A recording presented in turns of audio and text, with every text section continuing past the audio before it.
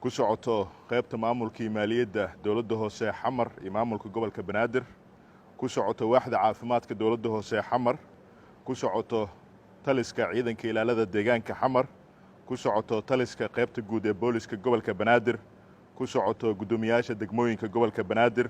og waaxda gaadiidka dawladda hoose xamar og waaxda shaqada iyo shaqaalaha maamulka gobolka Banaadir og xogayaha guud ee maamulka gobolka Banaadir og gudoomiye ku-xigeenada maamulka gobolka Banaadir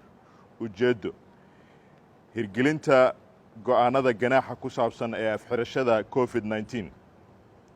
kulan aan caadi ahayn oo isugu yimaadeen gudoonka sare ee maamulka gobolka Banaadir uu shir gudoominayay gudoomiyaha gobolka Banaadir ahna duqa magaalada Muqdisho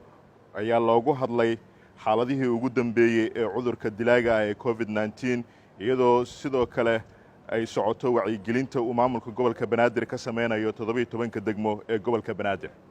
kulankan oo muddo saacadaha socday waxaa la isla qaatay in la hirgeliyo qaadashada afxirka face mask cid allaala iyo ciddii u hoggaansami weysana waxaa laga qaadi doonaa tallaabooyinkan hoos ku xusan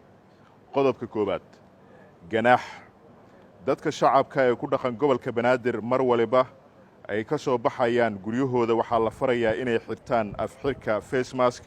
cid allaala ciddii aan xiran waxaa la ganaaxayaa ganaax lacageed oo dhan $5 lacagtaasi ganaaxa waxa uu bixinayaa goobta lagu qabtay haddii uu bixin waayana waxaa la geenayaa saldhigga booliska ee ugu soo horeeya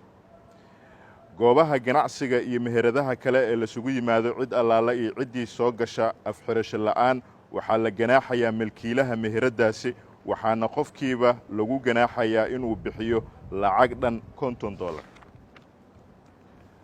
qodobka labaad fulinta awaamiirta sare ku xusan